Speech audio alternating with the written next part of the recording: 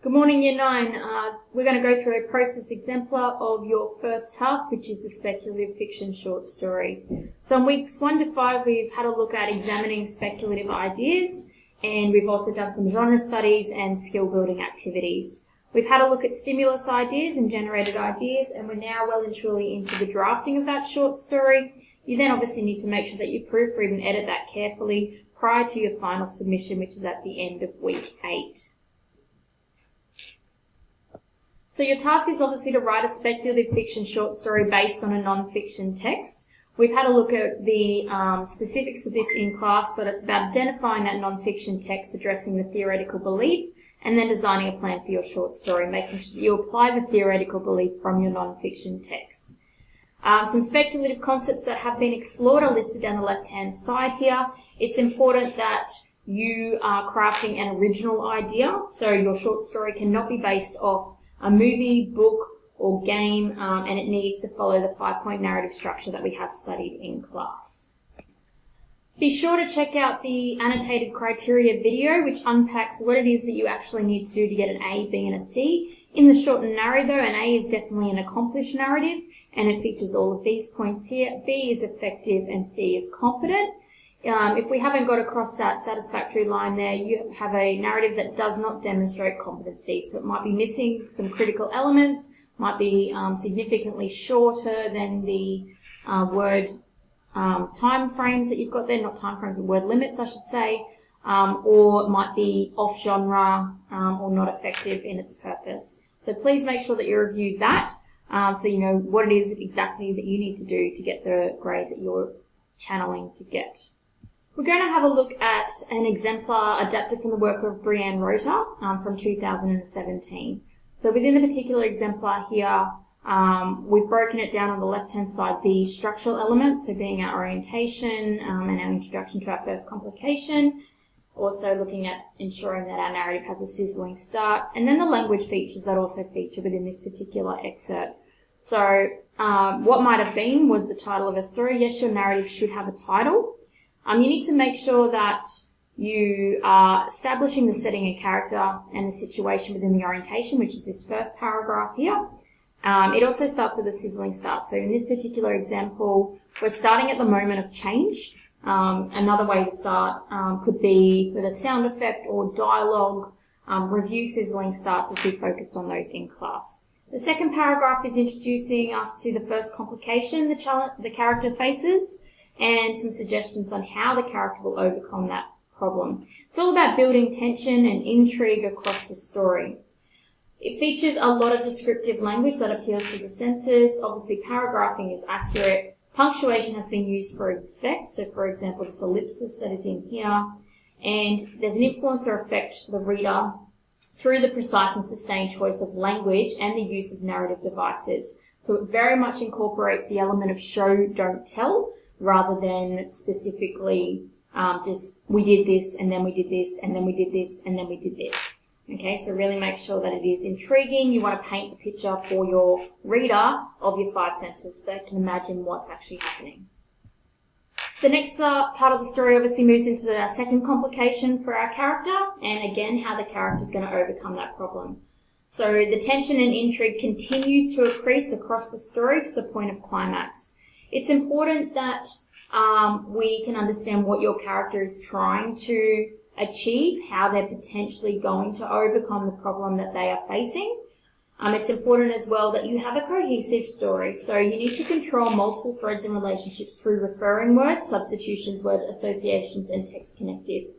So what we mean by this is not using the same phrasing consistently, making sure that, you know, this particular story is written in first person. So we've got the I that is being used, but we're eliminating that in a lot of instances because we know that it's written in first person. We know who we're talking about.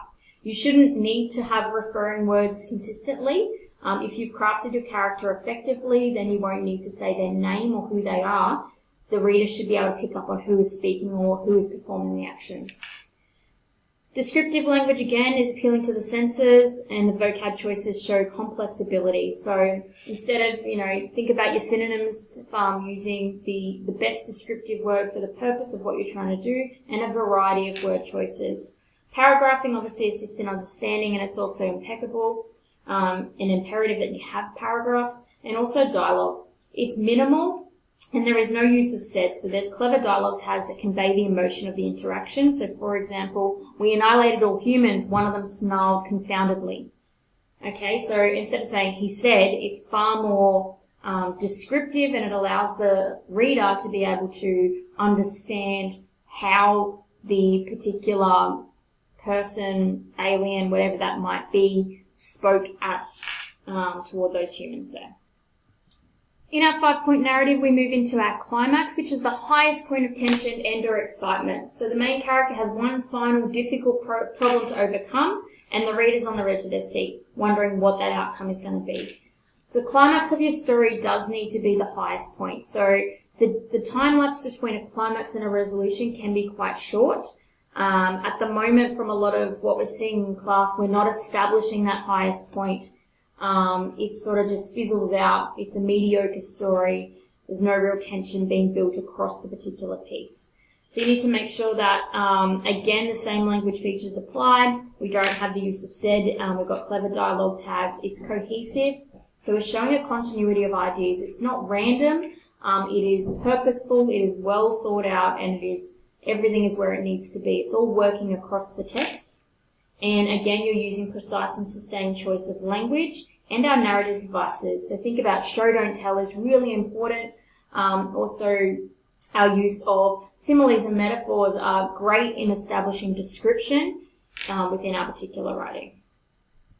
Lastly, we have our resolution. So all complications should be resolved, and you need to try and make the conclusion memorable. Resolution needs to be purposeful and not weak, contrived, or tacked on. Okay, so there's no I died, I woke up, they lived happily ever after, etc. You can have a cliffhanger and leave the reader wondering where to next. That's perfectly acceptable. There needs to be some form of resolve for where to next or what's going to happen. You can't, it doesn't have to be happily ever after. You don't have to tie up every loose end. Your story doesn't have to be a complete circle either. So you don't have to get back to the starting point again. You can literally make a decision with your character to do something, to act something. So this particular example here does effectively use a cliffhanger, but does resolve with the character of what they are doing or where they're going to next. Again, it's a coherent, controlled, and complete narrative, employing effective plot devices, this one particularly with a twist, in an appropriate structure and including an effective ending. Punctuation has been used for effect. So dash has been used, ellipsis has been used, commas have been used, no slice commas, no sentencing errors whatsoever. So it's a complete and finished narrative.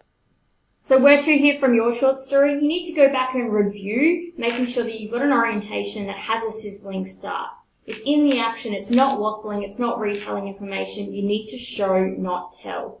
You need to link your speculative concept and establish the situation. Review your number of characters, less is best. This allows you to show a depth in your character development, and if possible, right from the perspective of someone who is not your own age. You need to go back and review complications and ensure that your character evaluates how to overcome the problem that they are feeling. So how to overcome the problem and how they are feeling in response to that problem. Show, don't tell again. Complications should build tension. So from the first one to the second one to the climax, we need to build tension consistently across the text. That questioning of what's going to happen, are they going to be okay? Making sure that, what will the character see, hear, touch, taste, smell, using those 5 senses to ensure that we are showing, not telling. Review your climax. Is it the most exciting, engaging point in the short story? How can you make it more exciting for the reader? Check your resolution. Is it purposeful and not tacked on or contrived? Have you resolved, or your character resolved to do something? Have you tied up a loose end of your complication?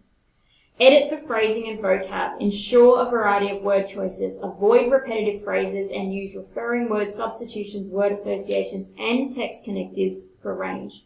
So it's important that you're not just saying it the same way every time. That's boring for your reader and often unnecessary.